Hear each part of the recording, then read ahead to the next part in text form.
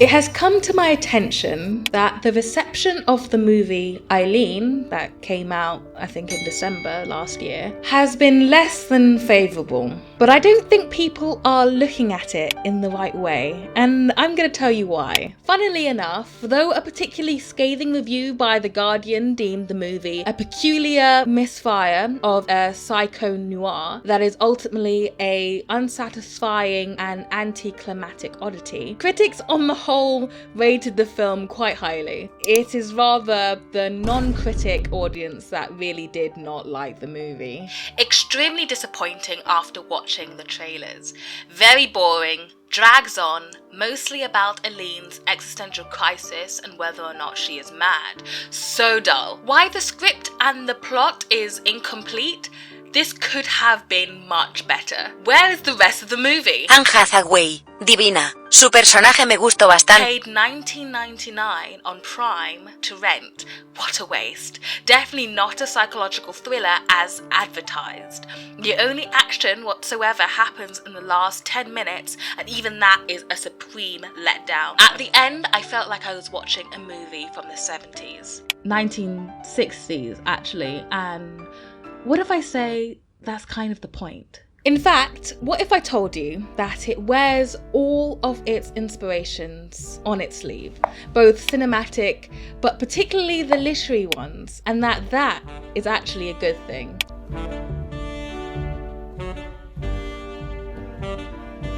It's 1964, and in an isolated, insignificant town in Massachusetts lives Eileen, played by Thomasin McKenzie, a 24-year-old woman working in a juvenile prison as a filing clerk. With her mother dead and her father a mean alcoholic who she looks after, she spends her painfully bland existence in daydreams which are either sexually explicit or otherwise intensely violent. When Rebecca, played by Anee Hathaway, arrives in town as the juvenile prison's new psychologist, Eileen becomes enraptured by her liberal and cosmopolitan attitude. But their budding friendship is tested by a shocking revelation. Adapted from the novel of the same name by the author Ottessa Moshfegh and Luke Goebel, the film proudly envelops itself into the time and genre it pays homage to. The cinematography, handled expertly by Ari Wegner,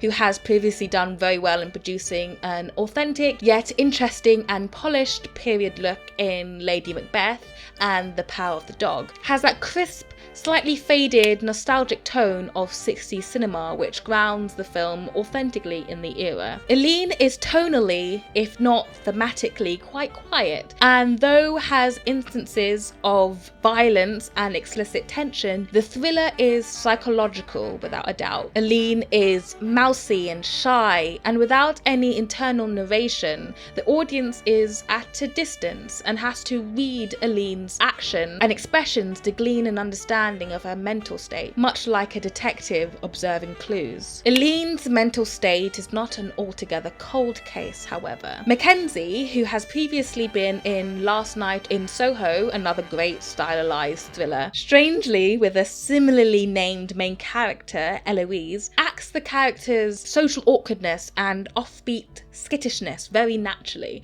There may be a reason to this, according to Mackenzie. I'm a bit awkward, a bit clumsy, a bit erratic, she admits in an interview with ID, and maybe it is due to this, the article supposes, that draws her to outcast characters hovering at the fringes, never quite fitting in. Equally, or oppositely, depending on how you look at it, Anee Hathaway is effortlessly glamorous and a convincingly alluring subject in a film centering around a character's obsession that quickly develops for a stranger, much like another film we might happen to know. But other videos and reviews are likely to talk about the great acting in Eileen, and it's one of the only aspects of the film that is generally praised by audience and critics alike.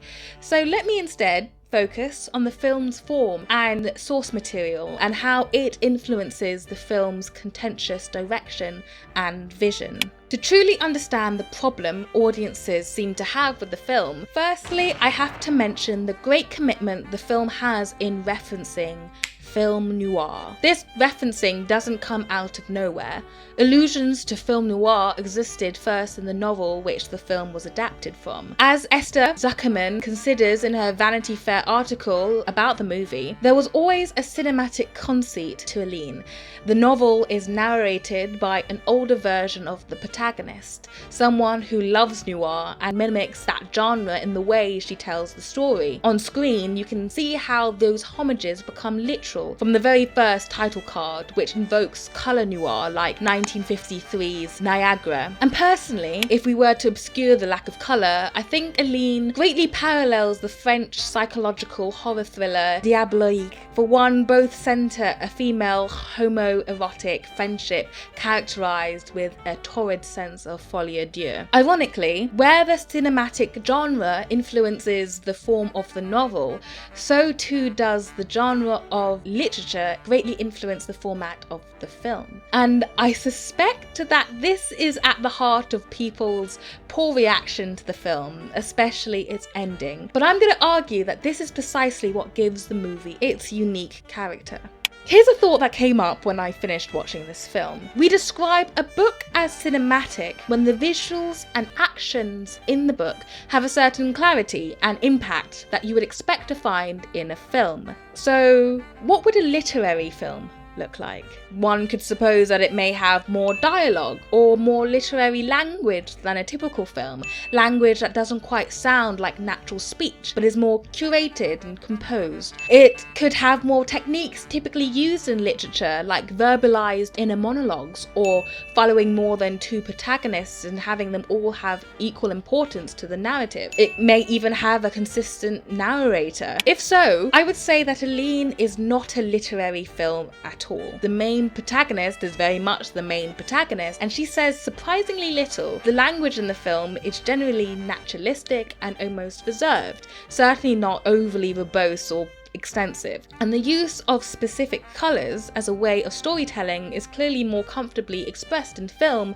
than in literary media. Notice the blandness of Eileen's surroundings at the start of the film being completely juxtaposed by Rebecca's blonde hair and fashionable red clothing. Also, pay attention to how Eileen's outfits go from beige frumpishness to a red dress to finally a black glamorous fur coat. This is clearly cinematic 101 in using colour to indicate character progression. Altogether, not what you might expect from a screenplay written by two individuals who are predominantly authors. But in other subtler ways, the film wears its adaptation from a literary source on its sleeve. There are characters that have little to do in the narrative except to spur the main character's imagination or reaction. The guard, for example, has little more importance than to be the conduit of Eileen's sexual fantasies. And Lee Polk, one of the juvenile prisoners, is more character to be perceived by the characters around him than for him to take any part in the narrative himself. Drama comes from the Greek word to do or act, and this aspect of characterization clearly goes against the cinematic idea of having all your characters being innately dramatic. This lack of action is a criticism that the audience reviews complained about, arguing that the start of the film dragged because of it. The film is slower at the start, but I wouldn't say it dragged. What I would say is that, especially for the first quarter of the film is less defined by Eileen's actions than by her activity. Alexander Mackendrick, American-born director of films including the film noir drama Sweet Smell of Success and teacher of filmmaking and author of this book, describes the difference between action and activity. According to Mackendrick, activity is when someone is said to be in the continuous process of doing something, dealing with ongoing situations that have no beginning, middle, or end. Action, on the other hand, is inherently dramatic and makes up the entire completed activity, implying that the thing being done may produce an effect that so alters the present circumstances that it, in turn, produces a new result, thus provoking another, often contrary counter action. Looking at it in this way, the audience is introduced to Eileen by the way that she lives her life, which before Rebecca comes into town does not give any indication that it will change. Nor are there any scenes indicating Eileen's intention to change her life, though many scenes express her general dissatisfaction in living it. The ending of Eileen is where, I argue, it is the most literary, and so it makes sense that it is where the film is most controversial. The end is quite open-ended,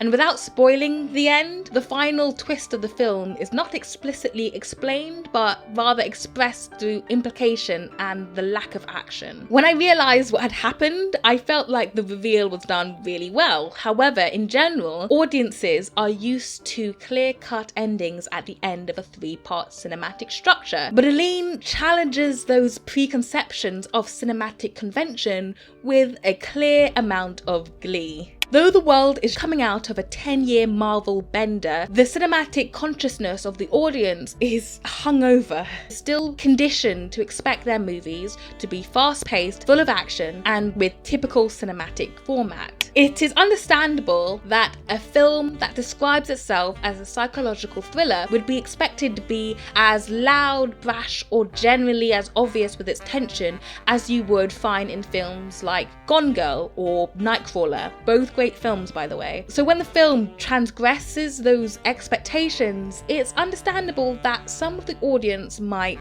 rankle. Eileen is not supposed to be like those films. Just as the novel draws heavily on film noir to inform the narrative, the film draws heavily on the literary genre to influence the film's cinematic form. And I appreciate that effort to push and play with the form of cinema. Is the movie perfect? No, it is flawed in places, especially in the pacing. I didn't think that it dragged in the first quarter of the film, rather I believe that it is the second quarter, that bit after Rebecca comes to town, but before the climax that slightly floundered a little to keep up the tension which had been building up. But I think overall that Eileen approaches cinema in a unique way, and I think that it is precisely the reasons why people generally dislike the film that gives Eileen its unique, if underappreciated, brilliance.